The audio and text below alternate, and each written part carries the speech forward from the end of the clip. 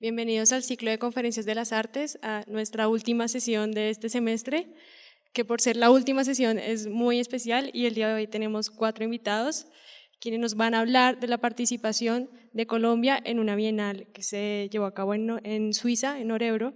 Entonces nos van a contar toda la experiencia vivida allí, toda la producción y pues en general como toda la producción artística que se desarrolló. Los ponentes que nos acompañan hoy son la maestra Mercedes Angola, quien es artista plástica, docente e investigadora, vive y trabaja en Bogotá. Realizó estudios de pregrado en artes plásticas en la Universidad Nacional de Colombia y una maestría en artes plásticas y visuales en la Universidad Nacional Autónoma de México. Desde 1997 está vinculada a la Escuela de Artes Plásticas de la Universidad Nacional de Colombia. Su trabajo artístico y de investigación incluye instalaciones, objetos, fotografía, dibujo y curadurías. El maestro Raúl Cristancho, artista plástico, investigador y curador, egresado de la Universidad Nacional de Colombia. Es profesor de la Escuela de Artes Plásticas. Magíster en pintura en The School of the Art Institute of Chicago e igualmente magíster de Historia y Teoría del Arte y de la Arquitectura en la Universidad Nacional de Colombia. El maestro David Lozano, quien es artista plástico, egresado de la Universidad Nacional de Colombia, especializado en pintura, sin embargo su obra abarca desde el dibujo hasta el performance. Ha distribuido su vida profesional en 3 grandes frentes: la producción de la obra de arte, la docencia y la gestión cultural. El maestro Miller Lagos, quien cursó estudios de artes plásticas en la Universidad Nacional de Colombia e ingeniería mecánica en la Universidad de América, Colombia. Los proyectos desarrollados por el artista revelan su particular inquietud por entender la naturaleza de los materiales que constituyen su entorno. Asimismo, tiene gran interés por la observación de la naturaleza y la exploración de los fenómenos que sobre ella acontecen en relación con la producción cultural. Muchísimas gracias a los invitados, muchísimas gracias a ustedes por estar aquí. Entonces, de ahí pues paso al maestro David Lozano para que introduzca la conferencia. Bueno, buenas tardes, noches a todos por su asistencia. Nos alegra enormemente, y lo digo a nombre de la mesa y también de la facultad, tenerlos aquí, a los propios y a los visitantes. Quiero agradecer obviamente al Centro de Divulgación y Medios, a Clarita, a todas las personas que hacen posible que este espacio se haya consolidado durante todo este tiempo y que cada vez tenga un mayor nombre, en la medida en que es un espacio no solamente de presentación, que digamos sería lo más evidente, sino un espacio para reflexionar y para generar insumos que tienen que ver con el devenir de la facultad y que tienen que ver con la vida académica de nuestra facultad y de nuestra universidad. En este momento pues voy a exponerles básicamente la metodología de esta conversación que vamos a hacer, porque vamos a poner en actualidad más bien algo que ya pasó, que pasó recientemente y que tuvo un proceso largo de maduración hasta concluir finalmente para mí, concluirá el día en que llegue el barco con las piezas, que espero que sea muy pronto, todavía no ha zarpado del puerto de Estocolmo, entonces espero que eso pase muy rápidamente y estamos seguros que todo va a llegar completo. Eso quiere decir que una valija diplomática que se dispuso, que es este contenedor, responde precisamente a lo que es una valija diplomática, que es una figura en la cual unas obras van de manera temporal y regresan, o unas mercancías de manera temporal. Bueno, me corresponde a mí hacer la presentación porque fui el curador de la muestra. Quiero poner un poco como unos pequeños antecedentes, pero también decir, antes de que lo olvide, lo importante que es que alrededor de esta presentación, de esta representación de Colombia en Suecia, trabajó muchísima gente. Quiero decir, de aquí de la universidad, de la institucionalidad cultural,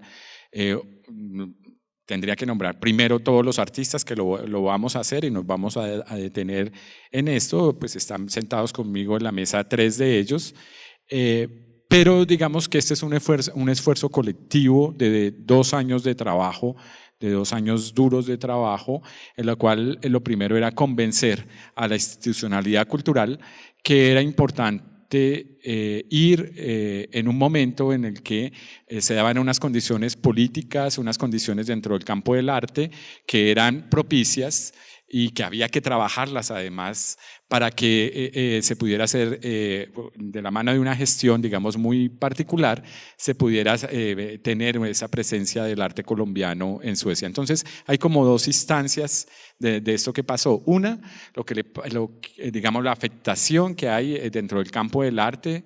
Entonces, diría ahí básicamente que hay unas cuestiones que tienen que ver no solamente con cifras diría que fueron 16 artistas y 2 colectivos, o sea, 4 personas más, que se produjeron 28 obras y que se realizaron en situ una serie de instauraciones en el espacio físico. Entonces uno diría que eso ya habla de una representación importante del arte colombiano a nivel internacional. Alguien lo decía, yo no estoy tan enterado digamos, de esas cifras, pero alguien que conoce dice que es una representación muy grande, que tal vez sí es un hecho, digamos, de resaltar a nivel histórico de lo que significa esa representación de esos artistas y de ese número de artistas y ese número de obras que se llevaron. Entonces digamos que está esa instancia, pero está la otra, la que le compete a la Universidad Nacional y que tiene que ver con la internacionalización de sus productos académicos, del conocimiento, de lo que significa no solamente traer artistas, sino poder mostrar lo que hacen los docentes, que es producto no solamente de su saber como profesional, como artistas, sino también de cómo se ha hilado de una manera muy fina lo que pasa en el aula, lo que pasa en sus procesos de investigación-creación, con, obvio, con la experiencia que tienen dentro del campo profesional. Y entonces allí, pues la universidad apalanca muy bien todo este proceso, lo acompaña desde hace 2 años y hay una serie de productos. Uno es esta conferencia en la cual participamos todos nosotros como profesores, pero también una serie de documentos que van a ver ustedes más adelante. El video que está pasando al principio fue realizado, dirigido por Oscar Borda y por Alberto Amaya. Entonces son piezas que van a quedar dentro de digamos, como documentos para ser vistos por ustedes, lo mismo que los artículos que han venido saliendo y que van a salir dentro de la difusión de este tipo de conocimiento. Seguramente están viendo una serie de imágenes. Creo que son importantes empezar a mirar qué es esta ciudad. Esta ciudad, Örebro, es una ciudad muy pequeña, es una ciudad, digamos, que tiene las características como toda la ciudad europea. En algún momento hace poco hablábamos que Colombia tiene un gran defecto o digamos una particularidad, y es que las ciudades se han concentrado en grandes núcleos urbanos y las ciudades pequeñas son realmente pequeñas y carecen de una serie digamos, de infraestructuras y bueno, las necesidades que ya conocemos en Colombia. En Örebro y en Suecia de manera particular, no es un país muy poblado. Örebro es una ciudad que está entre Estocolmo y Oslo. Es muy, digamos, tiene la característica de ser de provincia, de tener pocos habitantes, pero de tener una infraestructura a nivel de servicios, de presencia del Estado, de presencia de gobierno bien importante. Y una particularidad que la hace diferente, digamos, en el tiempo que se da el Open Art, es que la ciudad no tiene una infraestructura cultural muy grande y no tiene tampoco una historia, digamos, en cuanto que allí se hayan dado grandes eventos de tipo artístico, sino que esto pasa justamente gracias al Open Art. Esta era la 6ª versión del Open Art. Yo había estado como artista en algunos de estos lugares. Estuve en el año 2009 como artista haciendo obra durante 1 mes y medio y luego pues participando en el Open Art. En el segundo momento volví a Örebro a candidatizar a Colombia como país invitado de honor. Eso lo hice en el año 2015, antes de que terminara esa versión, para mirar qué era lo que estaba pasando con el Open Art, qué nociones de obra era la que se estaba poniendo en el espacio público, y a partir de ahí proponerle al curador, en este caso Lars Johnson, y al comité, que Colombia estaba pasando por un buen momento, era el punto, que Colombia pasaba por un buen momento, unos espacios de diálogo, de reconciliación, de reconstrucción del tejido social, que el arte colombiano era un arte maduro, que había una presencia de artistas importantes de diferentes generaciones que entendían perfectamente el lenguaje contemporáneo y que mediante sus obras podían dar la talla y además mostrar esa visión de un país como el nuestro, de un país diverso, de un país con una geografía también muy diversa, y que en esa producción, que no era una producción homogénea, sino era una producción básicamente que se daba por contrastes, que no acudía necesariamente a una homogenización en cuanto a la disciplina o cuanto a las temáticas, sino que precisamente expresaba esa diversidad. Eso le interesó al Openar y finalmente fue aceptado. Yo viajé invitado, pero también por el visto bueno que dio la facultad en este momento. A partir de la aceptación empezó el trabajo. Entonces, algunas piezas también que seguramente van a ver, unas piezas previas, nos devolvemos un poquito. Estuvo aquí el curador del Openar. Yo ya había hecho una selección previa de artistas, tenía 26 nombres, 26 portafolios que yo ya había seguido a algunos artistas y les había pedido que me lo enviaran. Y de esos, pues, se miraron y escogimos inicialmente 23 artistas, de los cuales, pues, con Lars, ya aquí, con el curador principal, yo estaba como curador invitado y seguí como curador invitado. Éramos 3 curadores. Curador principal, Lars Johnson, curador invitado por Japón, impronunciable para mí el nombre de ella, y estaba yo por Colombia. Y había unos equipos de producción, obviamente, dentro del Openar que empezaron desde el principio también a trabajar y desde mucho antes a posicionar lo que sería el siguiente evento en el que nosotros estábamos participando. Esta fue la tarjeta de invitación. Tal vez si nos detenemos un poquito el mapa, vemos que hay una especie de concentración. Ese fue el del 2017 y se parece mucho al del 2015. Entonces, lo que ven en la retícula son las cuadras, no es digamos, el espacio instalativo no es expandido a todo el Openar, a toda Orebro, sino que se concentra en ciertos lugares que se constituyen como íconos de ciudad, como el castillo, el río, el museo, las plazas públicas, que las vemos señaladas con esos circulitos morados. Entonces, digamos que allí se genera una serie de flujos o de recorridos, y eso es lo que cada 2 años pasa dentro del Openar. Es revitalizar esos espacios a través de la obra, con obras de gran formato, por lo general puestas en el espacio público, obras de carácter efímero, en su mayoría producidas durante digamos todo el periodo previo de más o menos 2 meses. Se produce la obra y se inaugura. Las obras permanecen 3 meses allí. En septiembre termina la muestra con el desmonte de cada una de estas piezas.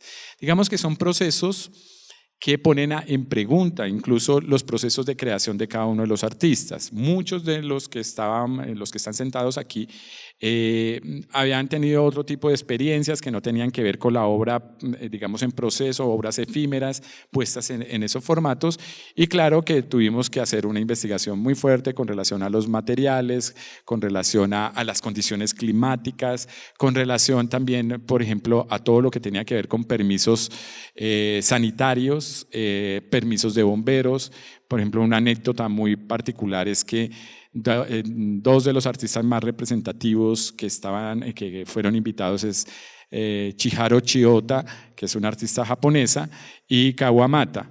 Pero la obra de Chihiro, que estaba tanto en el espacio público como en el espacio cerrado, y esa es la anécdota, no se pudo abrir el día de la inauguración porque simplemente le faltaba el chequeo de los bomberos. El chequeo de los bomberos era que iban con un fósforo, prendían uno de los hilos, ahorita vemos de pronto imágenes de Chijaro, unas salas donde están todas con una serie de tensores de hilos rojos, y pues que pasara esa prueba, ahí sí que pasar la prueba de fuego, para que los bomberos permitieran abrir la exposición, por lo menos esa sala. Entonces, son una serie de cosas que tal vez aquí no las tenemos muy en cuenta, pero que en una sociedad como esta, que tiene, digamos, es autorregulada, tienen una vital importancia. Conservar todas esas digamos, todas esas medidas, entenderlas, pues fue, digamos, es un choque cultural que tanto de lado y lado,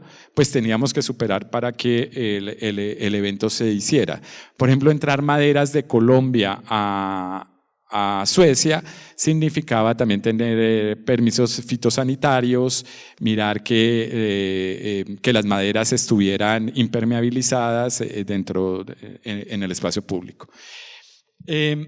Ahora sí, yo voy solamente a mencionar 3 aspectos de la curaduría que están en un documento que van a tener más adelante, pues que lo vamos a colgar, por supuesto, en la página en la universidad, en la facultad, junto con los videos para tener, digamos, que los que quieran acceder, digamos, de una manera más precisa, como algunos insumos de lo que ha salido de esta presentación. Voy a permitir, para no alargarme, termino alargándome mucho y después no le doy la palabra a mis compañeros. Entonces, básicamente, esta fue la justificación y la premisa por la cual logramos entrar al Openar. El arte en Colombia emerge bajo la ilusión de ir hacia adelante. Y quiero resaltar la palabra ilusión. Lo real y lo irreal se conjugan en la obra, dando lugar a imágenes y sonidos potentes en un entramado de sentidos que se manifiestan en los objetos artísticos. Desde esta conjunción nace el espejismo, la sujeción dialéctica entre las huellas de los materiales de un deslucido pasado y las emergencias del presente incierto, atrapados en una presencia efímera, como el aliento que toca el espejo. De alguna manera ahí hablo de algunas, por ejemplo, de la obra me estoy refiriendo a la obra de Óscar Muñoz, que estuvo dentro de los artistas invitados. En esta curaduría los ejes se hacen potentemente visibles en la memoria, que es uno de los ejes, en el territorio y en la vulnerabilidad del cuerpo. Son esos los 3 ejes fundamentales que permitieron que estos artistas estuvieran allí.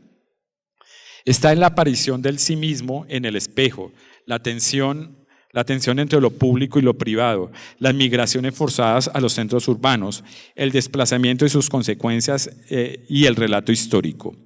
Estos ejes se hacen obra en los 18 artistas seleccionados de mediana y larga trayectoria, y los nombro a continuación: Rodrigo Facundo, Miller Lagos, Freddy Alzate, Óscar Muñoz, Raúl Cristancho, Mauricio Bejarano, Juan Luis Mesa, Rosario López, Mercedes Angola, Carlos Castro, Nelson Vergara, Leonel Vázquez, el grupo de Fernando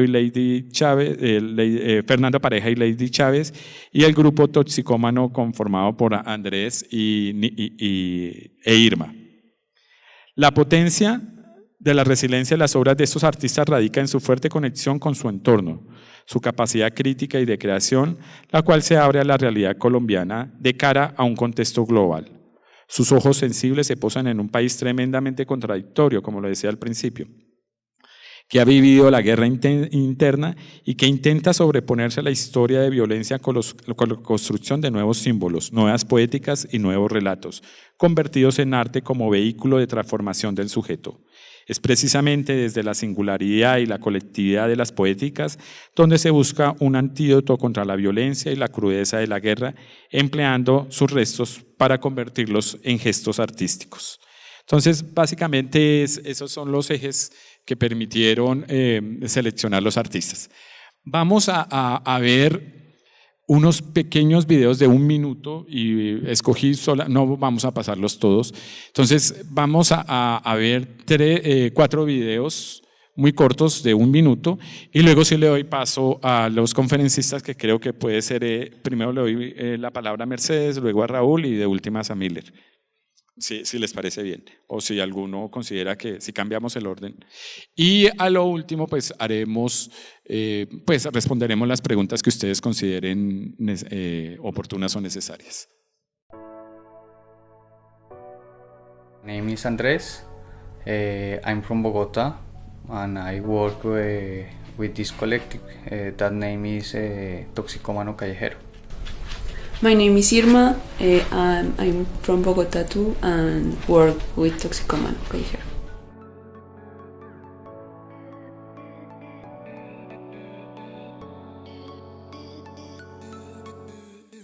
The name of the work is Mestizaje is Not Dead. The two works have the same name because it's the same theme. The idea is to make a combination of all things that we do. We want to people think different things when they go to work or where they go to study. Think in different places, in different names, in different persons, different colors. That's our idea.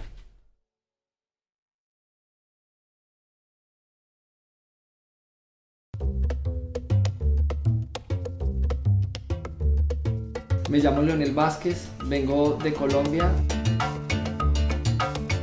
Cuna de los Ríos, que es el nombre de la obra de arte, es una arquitectura que flota en el agua y que permite escuchar internamente los sonidos que vienen bajo el río.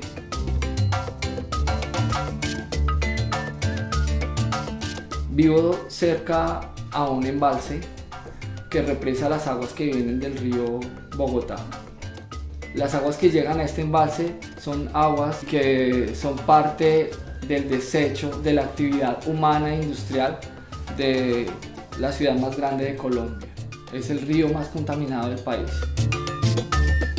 Quiero llevar a las personas al río a que se sienten y entren a este espacio dentro del río y que escuchen las voces que vienen debajo del río. Pero si escucháramos dentro del agua nos daríamos cuenta que hay muchos reclamos que nos hacen otros seres frente a lo que estamos haciendo con el entorno.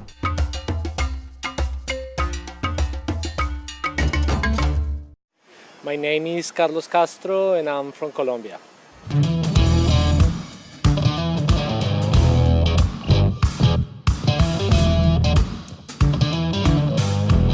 I'm showing a piece that is called The Black Box, and it's inside that bus. I created a small cinema inside so people can get in and they watch a movie and they have an experience inside the bus. The original piece was inspired in a burnt bus that I found in Colombia, and I was intrigued with the history of this object. So I started thinking about that object, and it was a school bus. And it reminded me of things from my childhood when I was a kid.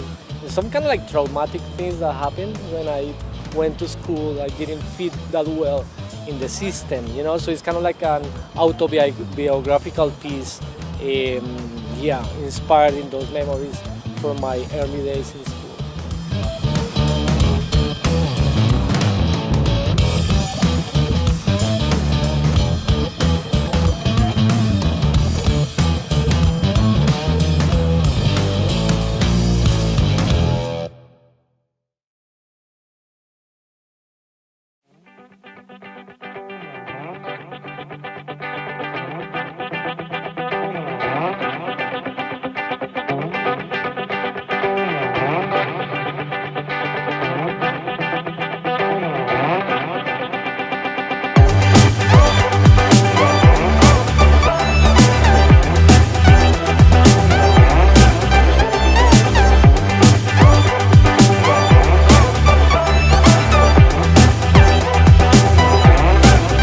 My name is Tadashi Kawamoto. I'm a Japanese artist. Most of my work is like open space to sometimes scrap material or some leftover material. So I really like the recycling of the material to make something different. This time I just fix the space. I just order material for local people. Just bring it and then to fix by themselves. This is totally depend on how many chairs I can get this and how many people can participate. They are part of the artist too, to make a sculpture in the public space. When they look at my project now in the chair, when they're back to home, they can sitting on the chair and they can look at the chair, maybe something different. I hope.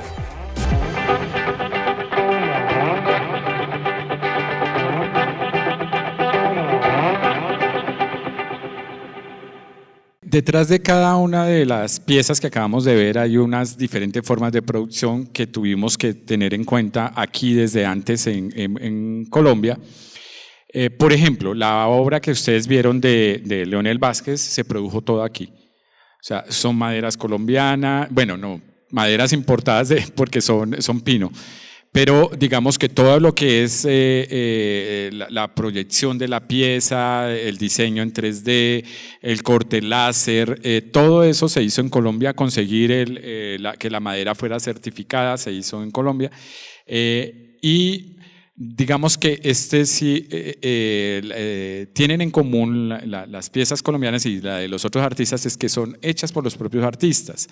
O sea que hay que ponerse el overall. Yo quiero ser muy claro que todos los artistas colombianos se pusieron el overall. Estuvieron allí por convencimiento, porque, digamos, compartieron un sueño que era que Colombia tuviera la mejor representación posible, mostrar lo mejor de sí, pero mostrar lo mejor del arte colombiano.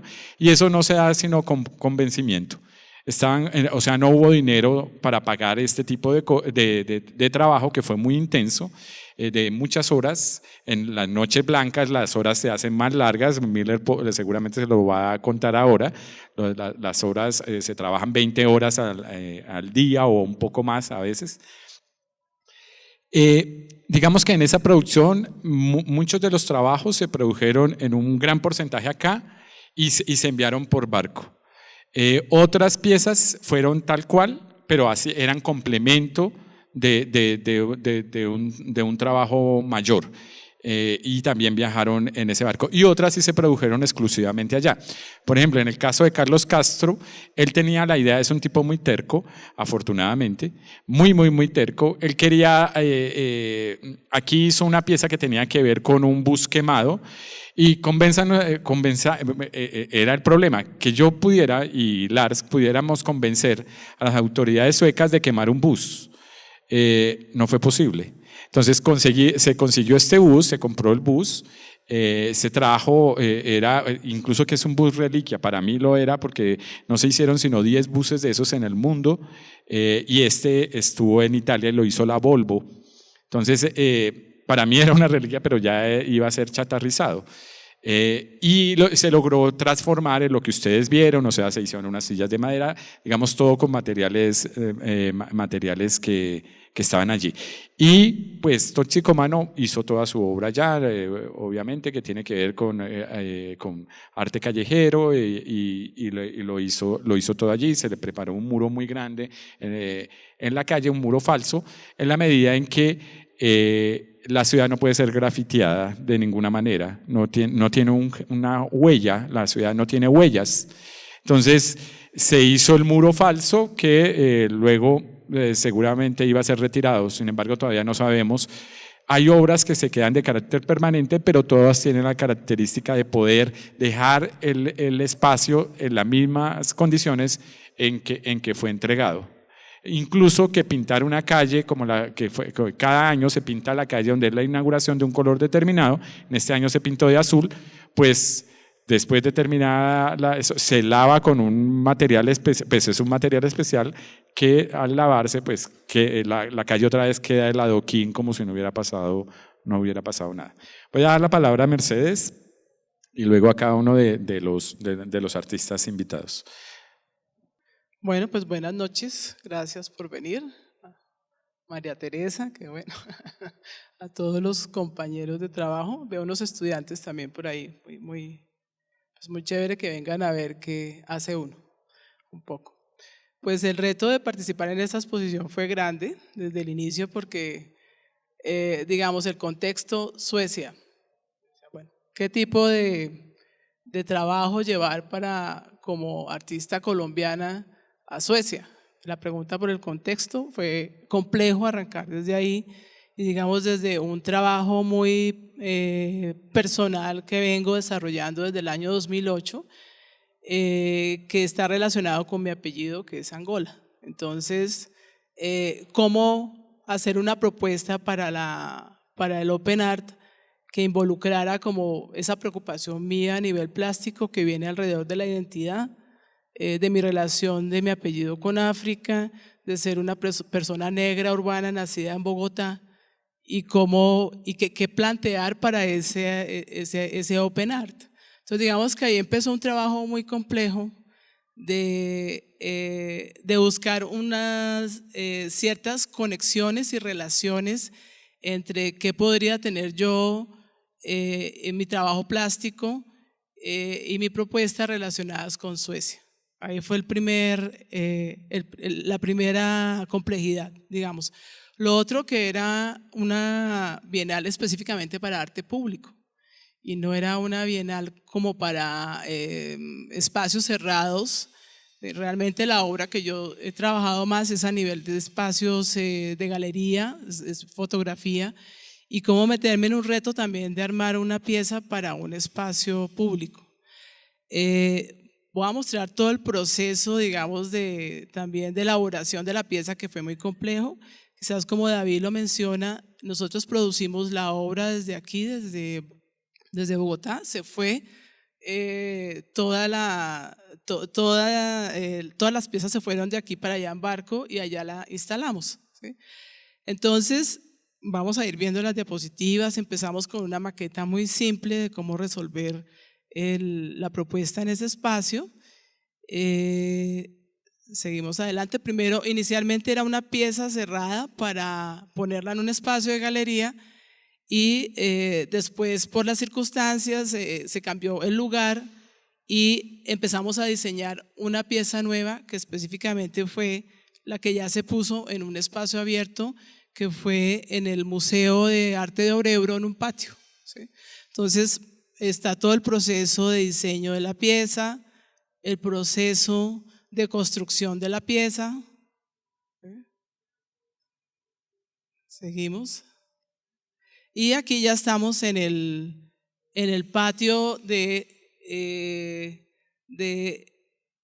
donde se instaló la pieza en Orebro. Voy hablando como del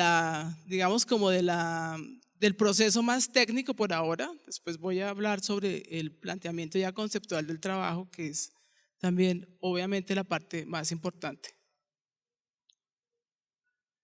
Entonces, bueno, como les comentaba, el planteamiento, digamos, para hacer la conexión con Suecia de Angola, Colombia, Angola, África y Angola, Suecia, digamos que se dio a partir de empezar a mirar relaciones entre las geografías, cómo hubo como unos puntos de conexión, digamos, entre Angola en Colombia en la costa, Angola en África, el país, y Angola en Estados Unidos, en el estado de Delaware, que había una migración sueca que llegó en el siglo XVI, siglo XVII a Estados Unidos y se establecieron en una población que se llamaba y se llama actualmente Angola. Entonces decía, bueno, para que la gente en Suecia tenga una conexión entre los Angolas, hice la relación geográfica de esos lugares y digamos como los imaginarios también, que pues ninguna persona creería que existe una relación entre Suecia y Angola y realmente sí la existía. Entonces digamos que fue un trabajo de mucha búsqueda, porque finalmente yo decía, ¿yo cómo hago la conexión con los suecos? O sea, van a entrar y van a mirar, pero va a ser una obra que realmente en el contexto colombiano sí se va a entender, pero en el contexto sueco no se va a entender. Y pues para mí fue muy interesante porque de todas maneras, digamos, dentro de la búsqueda que estoy haciendo a través del apellido, existen para todos, yo creo que el imaginario de Angola como lo primitivo, lo negro, lo no urbano, que era otra, digamos, otra de las conexiones que quería hacer ya mirando las fotografías, digamos, cómo hago la conexión. Yo también quería hablar de nosotros como sujetos urbanos negros, por eso son fotografías de mi familia, de mis hermanos, de mis sobrinos, y las fotografías las construí como a partir de, digamos, de lo que cada uno es. Entonces, las figuras que estamos viendo acá es el icono representativo de Angola. Cuando uno entra a la página del país, es como la imagen de un pensador, que es el icono del país, el pensador de Angola. Hice las tallas y las tallas incluí una versión femenina también, como de las pensadoras mujeres que no aparecen, entonces me parecía muy importante que si somos mujeres también, creo que debe haber alguna imagen también de la figura femenina. Ahí está, no existe en Angola, pero yo creé esa imagen para hablar que también las mujeres pensamos, ¿no? Como porque no hay una versión siempre masculina del pensador, pero para mí también era una versión importante femenina del pensador y puse la pensadora también, y como ven, digamos, hice la analogía entre la postura de los pensadores y los familiares míos, mis hermanos y mis sobrinos están en la misma posición que los pensadores. Entonces, digamos, como construir un relato a partir de los imaginarios que uno tiene sobre África y sobre Angola, pero también sobre cómo hablar uno como persona negra urbana, sin caer en los clichés de los estereotipos, digamos, reduccionistas de lo que es la gente negra. Y a mí me interesaba mostrarlo también con un contexto urbano como es Bogotá.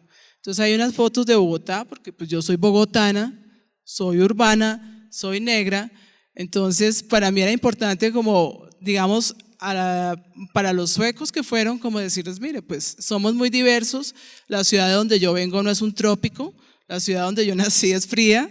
Entonces, digamos que mover todos esos imaginarios de representación, digamos, todo mi trabajo gira alrededor de eso y de hacerse pues preguntas alrededor de la identidad, de qué es ser una persona negra, de por qué tener ese apellido y toda esa carga que hay como empezar a cuestionar también esos tipos de representación. Entonces, digamos que yo les dije a mis sobrinos y a mis hermanos, vístanse como ustedes se visten en la cotidianidad, no vamos a pasar por exóticos ni mucho menos, es su cotidianidad. Mi hermano, que es abogado, pues se viste con su traje de paño y todo. Le dije, llévese este es mi sobrino que estudia ciencia política, lleve los libros que a usted más le gusten y pues súbasen en el pedestal, porque me parecía muy importante como hablar de cada uno, ¿sí? Podemos ir moviendo un poquito las imágenes, a ver si hay más. Mi sobrino que estudia música, por ejemplo, mi hermana que es psicóloga, entonces cada uno llevó como lo que para ellos era relevante y digamos la actitud también de la mirada me parecía importante, de no mirar hacia abajo sino mirar hacia arriba también. O sea, cuando yo hago la instalación completa, que ahora vamos a ver, yo creo que hay más imágenes en la tira, todos estamos mirando hacia arriba. Y la posición me parecía importante de colocarnos arriba porque al final la pieza total, creo que debe haber dentro de las últimas imágenes, donde está montada toda la pieza. Bueno, en esas, la pieza al final resultó como una especie de observatorio porque me parecía importante, nosotros estábamos ubicados arriba, no estamos abajo, sino darles una hegemonía también la gente entraba a la pieza y tenía que subir la cabeza para mirarnos arriba, ¿no? Y no vernos siempre abajo, porque siempre el imaginario de la gente negra es que está pobre, perdónenme la expresión, jodida, esa es la otra expresión, deprimida. Es como mostrar siempre los clichés de que no pueden existir diversas maneras de ser una persona negra. Entonces, para mí era muy importante que nosotros estábamos arriba. Después los mapas que nos ubicaban como las geografías y abajo las figuras, los pensadores como de África, ¿no? Así como, entonces, digamos, para mí era como una especie de observatorio, porque la gente entraba, subía la cabeza. Lo que empezó a pasar muy interesante con la pieza es que el cielo iba cambiando y la cúpula se iba volviendo distinta de acuerdo a la hora del día. Podía verse como si fuera una estructura completamente cerrada, pero después si estaba gris, si estaba azul, entonces iba cambiando. Eso también me parecía muy, muy interesante, que son cosas que uno como artista nunca piensa que van a pasar, pero iba transformando también la imagen y los dibujos que se proyectaban, etcétera. O sea que fue, digamos, todo un reto realmente poder haber hecho la pieza y digamos como hablando de una anécdota que pasó también en el museo, había una muchacha de Cali que ella fue adoptada. Hubo en los años 90 o algo, hubo una adopción masiva de personas negras de Cali y del Pacífico a Suecia. Y cuando la muchacha me vio llegar al museo, ella, pues bueno, hay muy pocos negros en Suecia, y entonces se acercó a preguntarme que de dónde era. Y muy interesante porque para ella fue muy fuerte decir, bueno, mi familia era cerca de Cali, de donde usted viene, porque ya no tenía ningún contacto, no conocía a su familia de acá. Y empezamos a hablar y fue muy, muy bueno el diálogo porque para ella me está hablando de un país que yo no conozco, de un país donde provengo, pero mire dónde me va a llegar preciso a este espacio a contarme algo sobre el país de donde yo vengo, ¿no? Entonces digamos que se fueron dando un montón de cruces muy importantes como digamos donde uno pensaría que a la gente no le va a interesar este tipo de obra y resulta ser pues que sí fue, digamos, tuvo un impacto realmente muy positivo. Después llegó una persona que había vivido en Angola adentro del día de la inauguración y también se quedó asombrada porque dijo, mire, yo viví 5 años en Angola y empezamos a hablar, ¿no? Entonces, digamos que el reto de hablar del trabajo de uno desde un contexto muy puntual como es Bogotá, Colombia, mujer negra, andina, todos los imaginarios, a un contexto que es completamente diferente al de nosotros, creo que fue muy enriquecedor realmente. Y el reto de hacer la pieza también en el sentido de cómo lograr hacer fotografías instaladas en el espacio, realmente es eso, y cómo se volvió un lugar para estar dentro del trabajo. Entonces digamos que tiene mucha información también en los mapas, que es muy bonito, las cartografías también que hablan como, digamos, de esos recorridos que yo voy a seguir haciendo, porque este proyecto no es de 2 o 3 exposiciones, realmente para mí es un proyecto de vida, que va a seguir siendo mi indagación sobre mi apellido, seguir trabajando, pues he hecho ya otros acercamientos con gente de Angola, en Brasil, he hecho contactos con, digamos, bueno, con la familia que vive aquí en Colombia, hasta llegar a un punto en el que llegue a desglosar si realmente soy de Angola o no soy de Angola, que será la prueba del ADN, que será el trabajo final de todo este proyecto de vida que ya llevo 10 años realmente trabajando con muchísima información que tengo. Entonces digamos que pude concretar esto para el Open Art a partir de esta pieza que realmente estoy muy satisfecha de haberla hecho. Y este fragmento se llamaba Angola, adentro, afuera, una historia identitaria en construcción. Se llama esto que mostré en Orebro. Entonces pues ahí es lo que puedo decir por el momento. Hay más preguntas, si quieren pues puedo. Bueno, voy a darle paso a Raúl. Ir anotando cosas, por ejemplo, que fueron 55 artistas de diferentes nacionalidades. Nosotros fuimos la mayor delegación con los 18 artistas en total y el mayor número de obras. Luego Japón, que estuvieron 11 artistas, 8 artistas japoneses. Y de otras nacionalidades de América Latina había un costarricense. y de China había 2 de nacionalidad china, bueno, y de los países escandinavos habían algunos, de Finlandia, de Suecia, de Francia, de Turquía. Y digamos que eso lo señalo porque aprender a vivir, a mirar, poder hacer una contrastación con personas de otras nacionalidades, con otras formas de trabajar, con otros lenguajes, pasó a ser, digamos, un espacio muy rico, de unas vivencias muy fuertes en la manera de compartir, y precisamente lo que está diciendo Mercedes, esas cosmogonías, ese lugar de dónde vengo yo, qué soy yo, ¿sí? Y Mercedes, obvio que recuerden los 3 ejes curatoriales, yo hablaba del territorio, hablaba del cuerpo vulnerado y de la memoria. Entonces, muchos de los artistas colombianos pues respondían en 1, 2 o 3 ejes, o realmente habrían incluso sobrepasaban los ejes que pretendía, o las preguntas que se pretendían hacer sobre esta realidad colombiana y sobre los procesos de creación. Gracias, David, por esta oportunidad y para el programa de estas conferencias todos los jueves que tiene tanto éxito. Bueno, yo también, la pregunta que se me hizo para una exposición en Suecia fue, como lo dijo también, anotó correctamente Mercedes, pues un reto, porque uno dice, caramba, ¿cómo muestro yo algo en la antípoda, ¿no? En un lugar tan imposible? Y cuando vino Lars Jansen y con David, que visitaron mi taller, les mostré algunos proyectos y precisamente con Lars le hago esta pregunta. Yo tengo cosas o proyectos que he realizado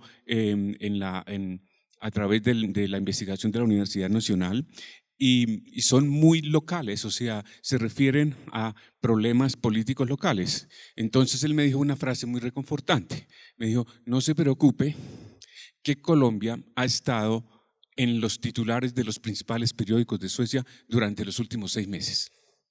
Y de las 200 o 300.000 personas que van a circular por la Bienal, por lo menos si están un 2%, si tienen idea y pueden leer el trabajo, no se preocupen.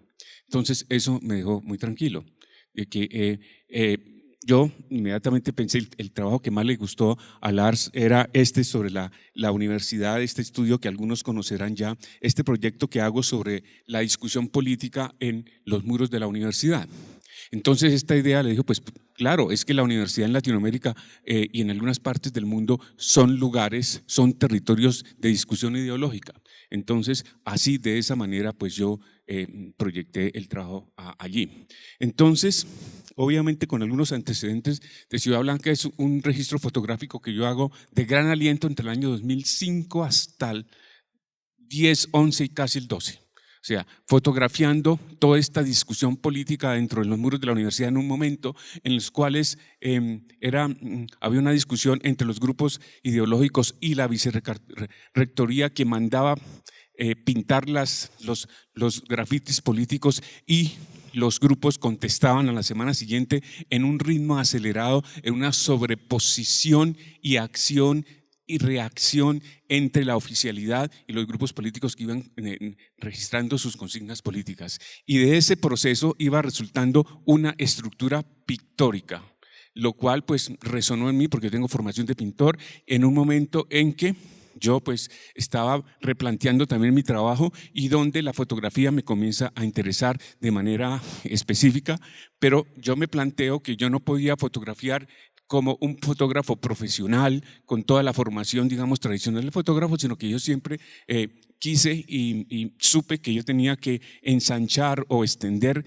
la mirada del pintor a través de la fotografía. Entonces yo fotografío hechos pictóricos, yo no fotografío personas, pocos paisajes, no, yo fotografío asuntos que tengan que ver con rasgos que den alguna identidad visual pictórica. Son planeares, son frontales y generalmente pues hechas en ciertos lugares como este de la universidad, pues que fue también después de un proyecto muy interesante que hice con algunos alumnos en el barrio Kennedy, donde utilizamos toda también una argumentación de orden de trabajo de campo y de utilización de la fotografía, es proyecto en que participó Miller como estudiante en ese momento, y donde la fotografía aparecía con una nueva, a través de las formulaciones estéticas del píxel, etcétera, con una nueva dimensión, lo cual me interesó mucho. Bueno, ese es el presupuesto. Ustedes ven, yo registré muchísimas imágenes.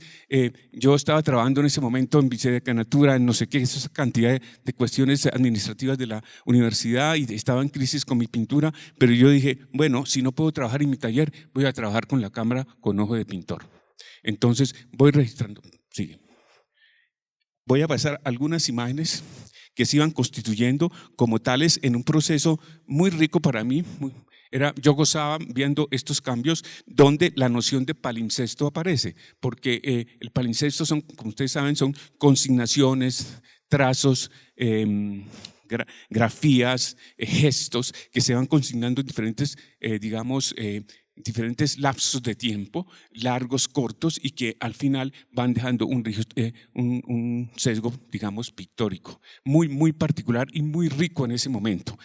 Lamentablemente desapareció el fenómeno, porque luego en la universidad se la tomó todo este graffiti arbitrario, como yo lo llamo, que no obedecía a una condición política. Lo que a mí me interesaba en este proyecto era que una cierta ironía surgía de un hecho puramente político de discusión, surgían estructuras pictóricas y muchas veces abstractas. La abstracción es conocida como el lugar de la pintura moderna donde sin memoria, sin realidad política, sin realidad social, y que está formulada en la pintura abstracta internacional.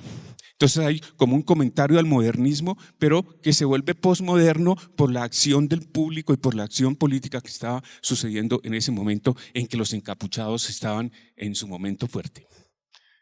Entonces estos son algunos registros de esa condición, digamos, ideológica del campus, y que consigno en una serie larguísima de fotografías, y que también realicé una pieza de video que está aquí, pero no la voy a pasar para no cansarlos, y si al final pues si quiere la vemos, si tenemos un poquito de paciencia. Entonces esta obra lo había presentado en una exposición aquí en el Museo Rotter que nadie vio, excepto David y Mercedes. Nadie más fue, y María Teresa y el decano y mi esposa y mi hijo. Bueno, no más. Entonces, pero allí este proyecto lo mostré con fotografías de pequeño formato, porque evidentemente está pensado para ser murales. Entonces yo le expresé al curador y a David, me interesa llevar este proyecto si yo puedo llevar murales a Suecia. Y la primera idea que yo expresé, que no se pudo hacer, pero mi intención era imprimirlos muy enormes y ponerlos en lugares públicos. Evidentemente porque Lars me dice que era interesante esa idea, porque allá, como anotó David, no se puede poner una raya en la pared.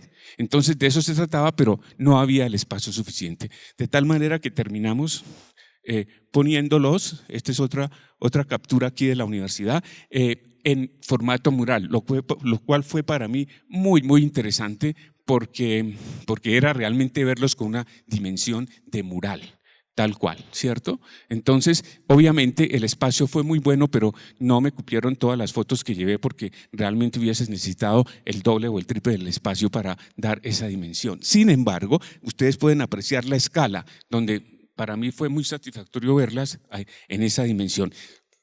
Yo estuve observando a algunos visitantes, y lo primero que ellos pensaban, dice, pero esto no es pintura. No, es fotografía. No puede ser, es pintura. Entonces, ese lugar me interesa a mí mucho, en que haya una ambigüedad o una zona muy, digamos, indeterminada, donde la indefinición del medio se manifieste. Es decir, es fotografía, pero es estructura pictórica que yo denoto con ojo de pintor y como artista en un momento determinado. Pero también es fotografía absolutamente pura. Bien, digamos que esta también es otra parte de la exposición. También esta otra, y al otro lado estaba el video proyectado en una videoproyección en una pantalla de televisión sobre la pieza de video que hice con este material. Bueno, con ese presupuesto, a partir de ahí yo digo, bueno, era el fin del año pasado, con esta cosa de hace un año, todo ese agite de la discusión política con el plebiscito. Yo esperaba que en la universidad las paredes gritaran al respecto. No, no pasó. Nadie dijo nada en las paredes y yo estaba muy atento a ver qué pasaba. Pues entonces yo me dije, pues lo voy a hacer yo. Hablando con David, que también me ayuda a empujar esa idea, me dice, pues David, pues hágalo. Invita a unos chicos de la universidad y hacemos un palincesto a lo vivo con el tema del plebiscito.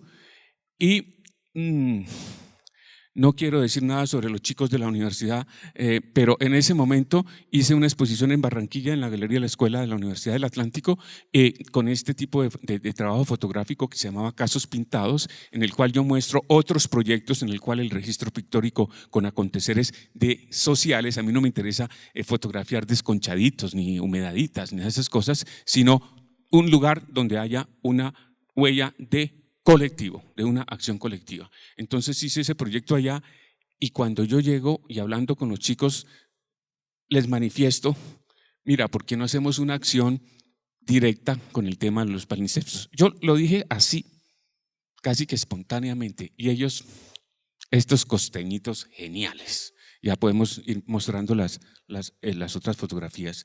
Este es el palincesto donde yo, ahora voy a mostrar la pieza de video, estoy solamente mostrando fotografías.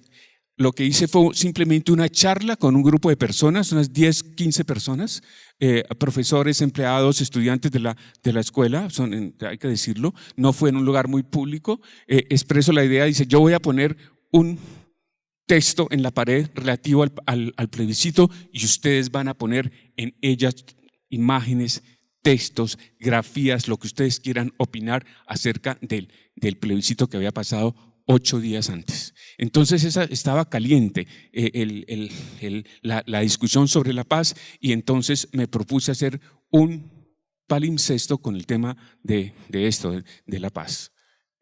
Entonces, estas son algunas fotografías de las acciones que ustedes verán más específicamente en el video que vamos a pasar más adelante, donde ya realmente se vuelve performativo.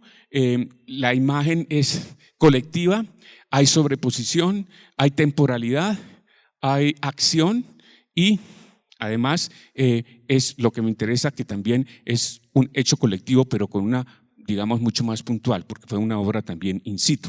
Evidentemente las obras que se presentaron de los colombianos tienen un componente político y social muy fuerte que no lo tienen a excepción tal vez de la obra de Turquía, que tenía un componente muy fuerte a nivel de postura política. Muy pocas obras dejaban ver pues de manera tan marcada eso que estoy hablando, o sea, una postura del artista con relación a su contexto, a un contexto caótico donde todas estas contradicciones de tipo y todas estas desigualdades de tipo político y social se están dando. Entonces, creo que fue una confirmación esta presencia de lo que pasa realmente, del compromiso que tienen los artistas. Y no estoy hablando de clichés y no estoy hablando tampoco de imposturas, estoy hablando es más de una conciencia de lo que pasa y del papel que tiene el artista en este momento en Colombia. Bueno, buenas noches, espero aún sigan con ánimo. Primero que todo, pues quería agradecerles por venir a la charla. Quería agradecerle en público a David por ese interés como en indagar en la producción que varios artistas colombianos hemos venido desarrollando. Y de alguna manera me sentí muy orgulloso de tener una presencia de la Universidad Nacional tan fuerte como lo fue en Orebro. Entonces,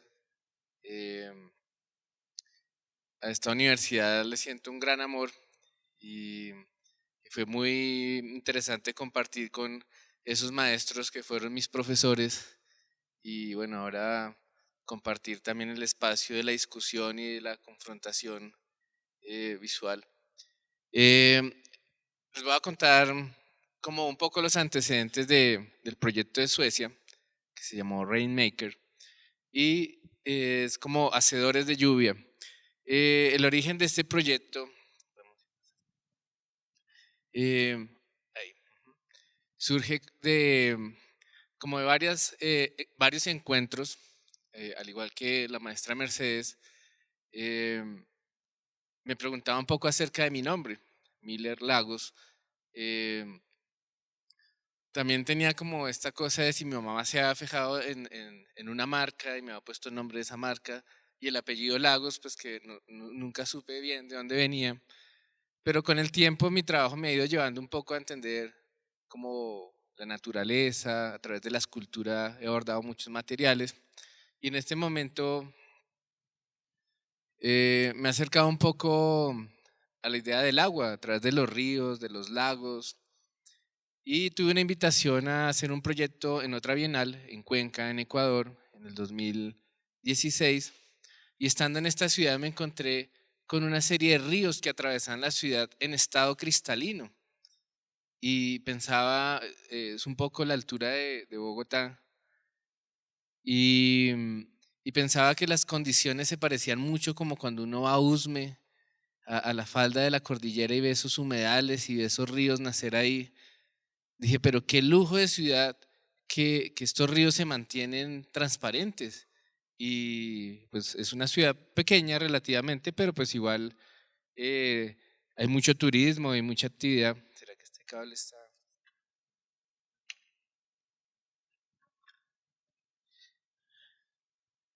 Entonces me puse a indagar sobre los ríos de Bogotá y dije, es muy posible que haya una relación de estas ciudades en altiplanicie de los Andes, que no está cerca a los ríos, porque cuando vimos el mapa de Oruro, precisamente uno de los lugares más atractivos es el río. Y todos sabemos que muchas ciudades alrededor del mundo tuvieron su desarrollo al lado del río, pues porque eran como las avenidas, era el lugar pues, del suministro del agua. Por muchas razones el río era como el factor fundamental para establecer un asentamiento y desarrollarse allí. Pero ¿por qué hacer una ciudad como Bogotá en las montañas, lejos del mar, lejos del río navegable más importante? Y en fin, ese viaje a Cuenca me hizo tratar de reconocer a mi ciudad natal, Bogotá, y de repente sentí una tristeza absoluta de pensar que aquí no cuidamos, nunca veneramos esos ríos, sino por el contrario, los tapamos, como cuando tenemos un error y simplemente tratamos de enmendarlo cubriéndolo y no destapándolo y saneándolo. Entonces encontré estos planos. El primero que vimos es un plano histórico de Schiachi, que era un almirante que tuvo como una comisión de hacer un levantamiento de las fuentes hídricas de Bogotá y ubicar allí las industrias que tenían presencia hacia 1791. Cuando yo estuve en Cuenca, vi la fortaleza de estos ríos, vi los páramos de donde nacían estos ríos, que es el Cajas, un lugar fantástico, y no tiene nada que envidiarle a los páramos colombianos. Y entendí un poco por qué es tan importante el páramo y por qué son tan importantes esos ojos de agua que brotan allí, y que es tal vez los puntos donde la madre naturaleza se permite comunicarle al humano y establecer un contacto. Y desde ahí empiezan a escurrir estas corrientes, y llegué a un mito sin quererlo que me impresionó, que tal vez siempre ha estado ahí pero nunca me había acercado a él, que es el venado de oro. Y hablaba un poco pues de cómo desde la colonia los españoles venían haciendo inteligencia y buscando esos lugares sagrados de los indígenas, no solo para reemplazar sus creencias, sino especialmente por el interés de encontrar oro. Y eso los trajo hasta Bogotá. Entonces, como en muchas regiones de Colombia, habían lugares rituales donde se hacían ofrendas de oro. Bacatá, que era este lugar sagrado, Bacatá significaba como afuera del cultivo, o sea, no era un lugar para cultivar, era todo lo contrario, era un lugar de contemplación y pues casi que de retiro. Encontré que en medio de estos ríos en los cuales se fundó Bogotá, especialmente entre el río San Francisco, el Bicachá, que es reflejo de luna o resplandor de luna, y el río San Agustín. Belarcá Jiménez de Quesada llega aquí motivado por la búsqueda del oro y de un mito que ya circundaba acerca de un gran venado hecho en oro. Porque al Zipa le interesaba este lugar por alguna razón y porque en el atardecer el pelaje de estos venados da unos visos dorados, unos brillos dorados. Y bueno, en fin, voy a ir más rápido para encontrar la conexión con Orebro. Entonces, cuando analicé estos planos y mirando la historia del venado, pues efectivamente hay unos venados en el Museo de Oro pequeñitos que se hicieron pensando en los venados de estas montañas. Pero la historia del venado de oro era una cosa muy incierta, del gran venado.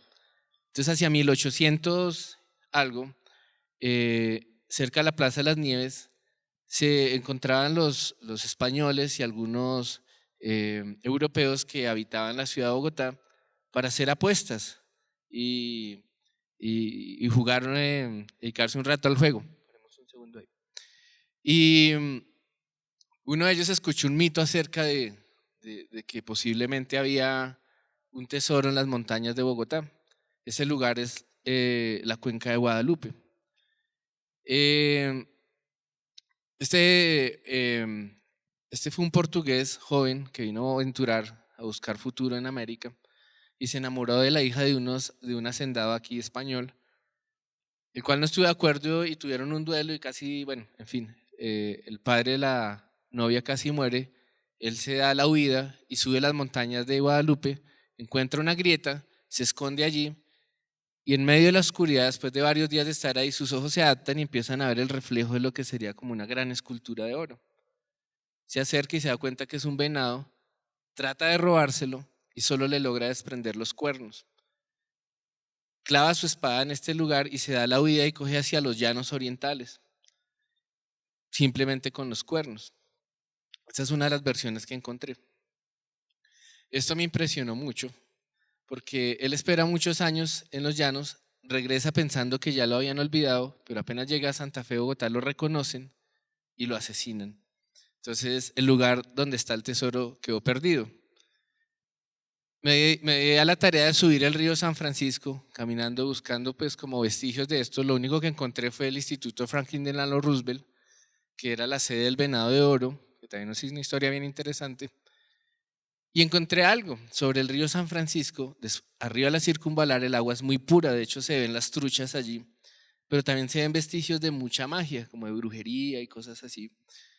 Y entendí que de alguna manera el agua que fluye por entre Monserrate y Guadalupe es como un agua sagrada, porque Monserrate sería el cerro tutor masculino y Guadalupe el cerro tutor femenino. El agua que fluye entre estos dos cerros de alguna manera tendría una esencia divina para los indígenas. Al igual que el otro río que también nacía por el otro costado de la Cuenca de Guadalupe, cuando el Alcázar llega a Bogotá, a este valle, él sí determina, le dice a Quesada que se equivocó, que él no sabe cómo construir una ciudad y él construye la ciudad en medio de estos dos ríos. Aquí, bueno, hice una maqueta de, bueno, llegué a una cosa que era entender para qué servía el agua y la fuerza que tenía. El río San Francisco debió haber tenido mucha fuerza, por lo que pensé que tal vez hubo molinos que usaban la energía del agua, la energía hidráulica. Y efectivamente encontré una historia de molinos de Bogotá que al mismo tiempo sucedía en Cuenca, en Ecuador. Desde arriba de la circunvalar está el primer molino, el del Boquerón. De ahí para abajo hasta la Jiménez, hasta casi San Victoria, habían 8 fábricas de harina que eran de las grandes compañías religiosas que estaban en la sabana. Y entonces empecé a diseñar un molino pensando en instalarlo en Cuenca, en Ecuador. Y esta fue la maqueta que realicé. Ahora sí podemos seguir. Si quieres ponemos ya el video. No, el 2.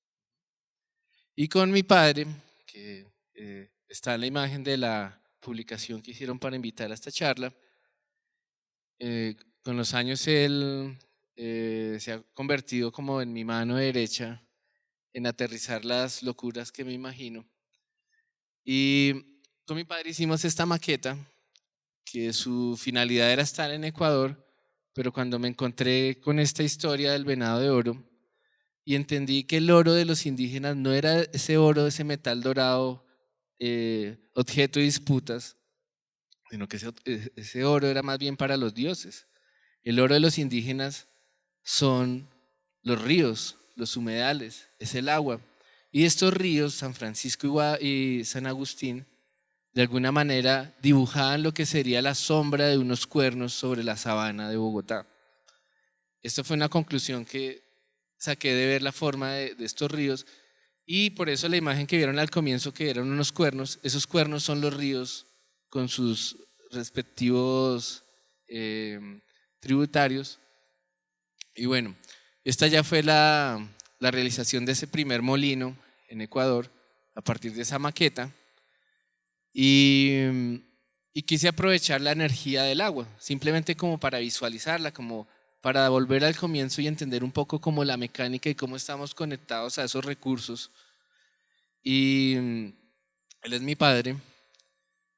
Y bueno, llevamos la maqueta a esta escala sobre el río. Este es un canal que sale de un cruce de dos ríos, el Tomebamba y Yanucay en Ecuador. Y básicamente ya no iba a producir harina ni pólvora para las armas, sino simplemente un objeto de contemplación en el cual podríamos ver la energía que el agua lleva consigo misma y cómo eso le sirvió pues como a la humanidad en todas partes del mundo para el desarrollo.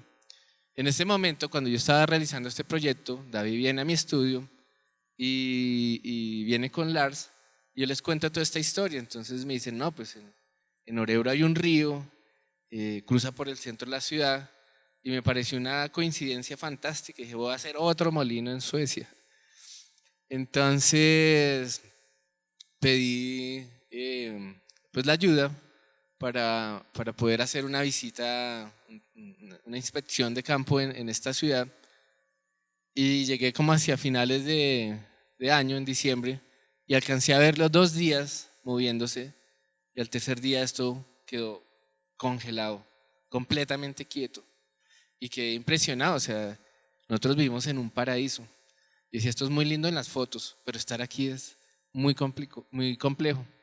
Entonces Lars me explicó que el movimiento del río es muy temporal, porque cuando es invierno se congela, y cuando es verano se queda quieto, porque no hay lluvia. Me dijo, esto se convierte en una gran poceta. De hecho, empieza como a ser un poco sucia y turbia el agua porque no se mueve. Entonces la idea de tener un molino movilizado por agua no va a funcionar. Y entonces eso me cambió todo el plan. Me dijo, la idea de tu rueda no se va a poder hacer. Sin embargo, estuve en medio como de conversaciones que ellos tenían acerca del problema que se les venía porque no tienen ese recurso, y especialmente en algunas temporadas del año. Suecia no tiene montañas, tiene pequeñas colinas. Las montañas las tiene Noruega, que es su país vecino. Entonces ellos trataban como de ver de qué manera podrían traer el agua hacia Suecia, el agua potable, y están en un acuerdo que justo este año entró en discusión entre estos dos países. Y antes de que saliera esa noticia, pues yo le dije a Lars, no importa, pues estaba pensando en que cuando hice esta rueda en Ecuador, no llovió en 4 meses. Y la gente me decía, ay, qué lástima, tu proyecto es muy lindo, pero no se va a mover. Y a medida que íbamos acabando, empezó a soplar el viento, se puso gris. Cuando justo terminamos la rueda, empezó a llover. La inauguración de la Bienal fue un diluvio. Y entonces me dijeron, no, tienes que hacer otras ruedas en África y no sé dónde, a ver si atrae el agua. Y conté esta historia en Suecia, y el periodista de una emisora me dijo, entonces tú eres como un hacedor de lluvia, como un rainmaker. Y me acordé de esas tribus indígenas en el sur de Norteamérica, como los navajos, los anasazi, los cherokee, o los del norte de México, que danzaban a la lluvia para agradecerle después de las cosechas y para llamarla cuando estaban las sequías. Entonces le propuse hacer una rueda como de hámster, en la que la gente, a ver si podemos pasar las fotos. Bueno, el video que vieron me lo ayudó a hacer Julián Salamea. Es como otra de las herencias que he tenido de la Universidad Nacional. Uno de los profesores que más quise aquí fue Gustavo Salamea, que fue contemporáneo profesor con Raúl, con David, que bueno, y con mi maestra María Teresa Pardo, que tantas Marías y Martas que tuve. Bueno, entonces hicimos estos planos con mi padre, pensando un poco en la situación de que no iba a haber corriente, pero que íbamos a hacer el proceso contrario de que la gente le entregara su energía al río. Entonces una rueda en la que, vamos a ir pasando, en la que las personas podrían ingresar, caminar, y en ese proceso de caminar generar movimiento, y al mismo tiempo la rueda iba a tomar un poco de agua de la superficie del río y luego la iba a dejar gotear, unas pequeñas perforaciones que hicimos en la madera a modo de capilares. Entonces, bueno, en esta imagen se ve un poco cómo iba a funcionar el dispositivo. Y claro, era un proyecto muy ambicioso y costoso. Y entonces ahí vino como el segundo problema, ¿cómo se va a financiar esto? Entonces ahí a David y a todos les tocó golpear todas las puertas en Bogotá y llegamos a un acuerdo con la organización en Suecia, y es que íbamos a hacer la mitad aquí, íbamos a hacer la rueda en Bogotá y ellos se encargaban de hacer todo este sistema de plataformas para dejar que esto estuviera flotando sobre el río y que se pudiera mover de acuerdo al nivel del agua. Se lo entregaron a unos estudiantes de la Universidad de Örebro y dio un trabajo fantástico, lo visualizaron en 3D, bueno, increíble. Hicieron un cálculo absolutamente perfecto. Cuando acabaron la plataforma en Suecia, esto es en mi taller, empezamos a hacer la rueda aquí en Bogotá, tenía 5 metros de diámetro, entonces tocó hacer la acostada.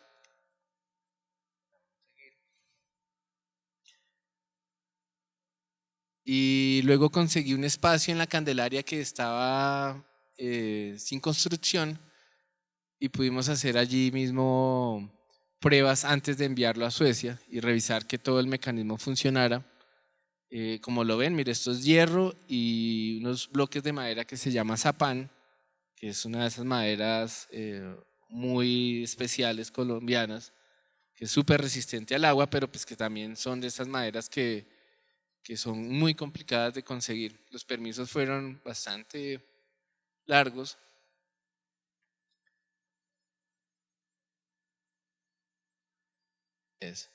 Entonces, esto fue en la Candelaria, hicimos una prueba sobre piso firme.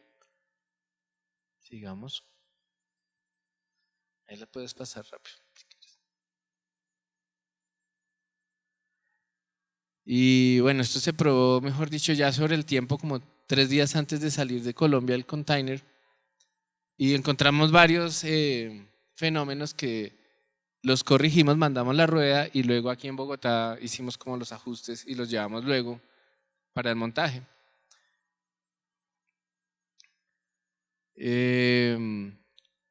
Al final pues el objeto adquirió una gran importancia en el lugar porque generaba una dinámica que invitaba a la participación y digamos que el hecho de que el agua en Suecia estuviera turbia o pues no importó, era la temporada de verano. Este fue el resultado final de la pieza en Suecia.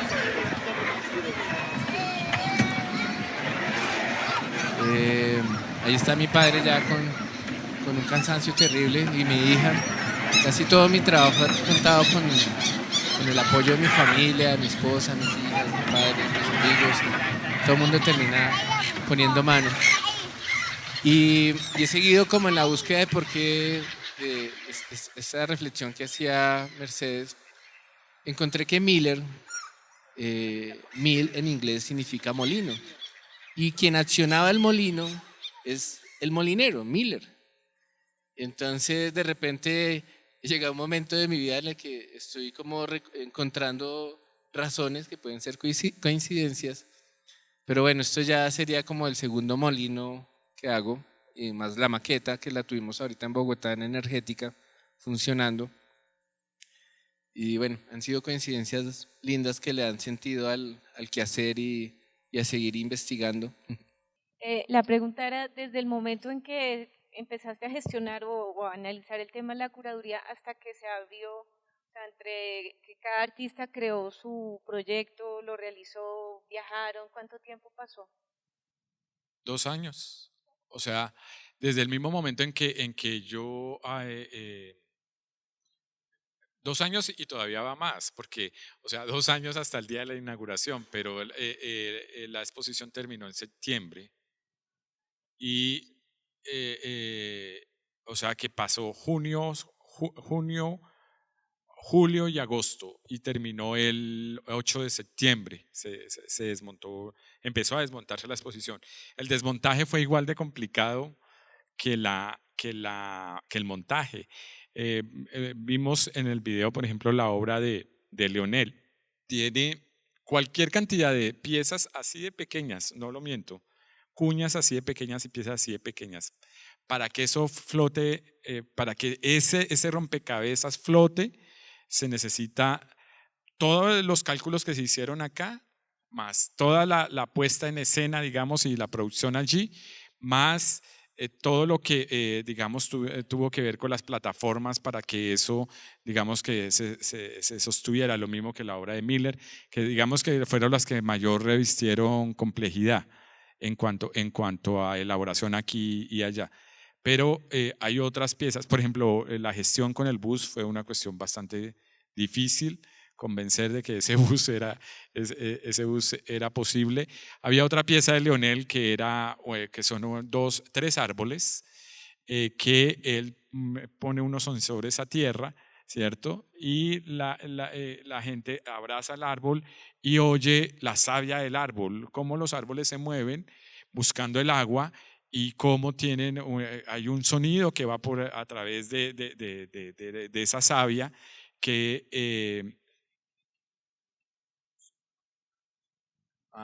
sí, faltaba decir eso. Pero al igual que esta, que es una pieza sonora, ¿sí? Había que convencer a la gente que, digamos, a las autoridades, que no se iban a dañar los árboles y que el prado, pisar el prado es un complique. Entonces se crearon unas plataformas especiales para poder pasar de la zona dura al árbol sin pisar el prado de manera permanente y poder abrazar el árbol.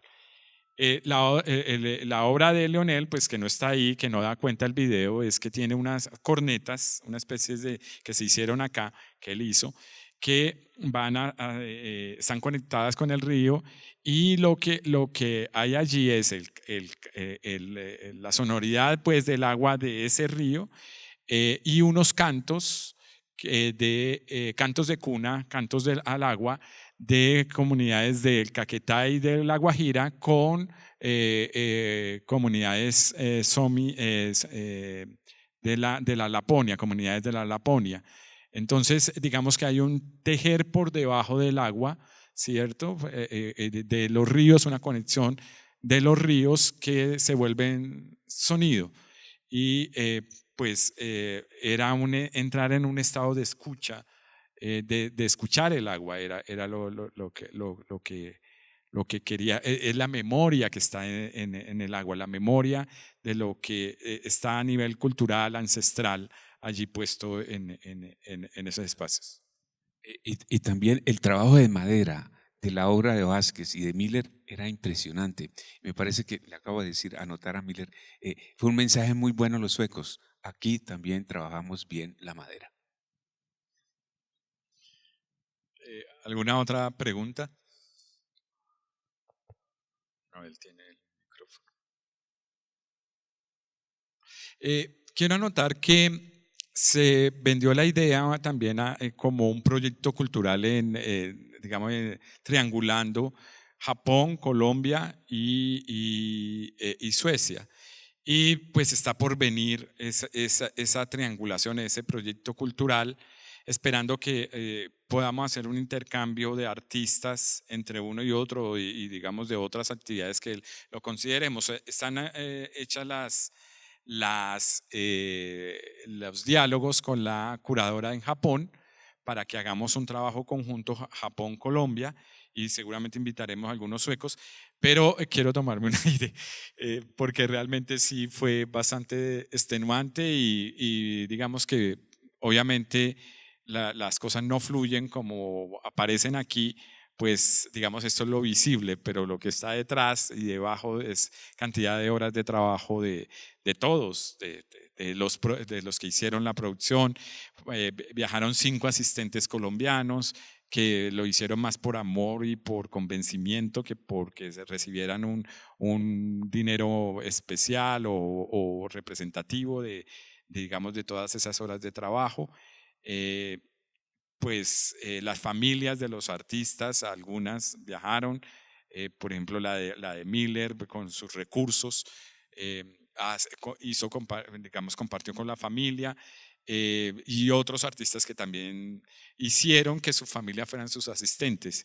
Y eso eso no pasa sino porque es la familia de uno que lo quiere y que hace que estos sueños puedan materializarse.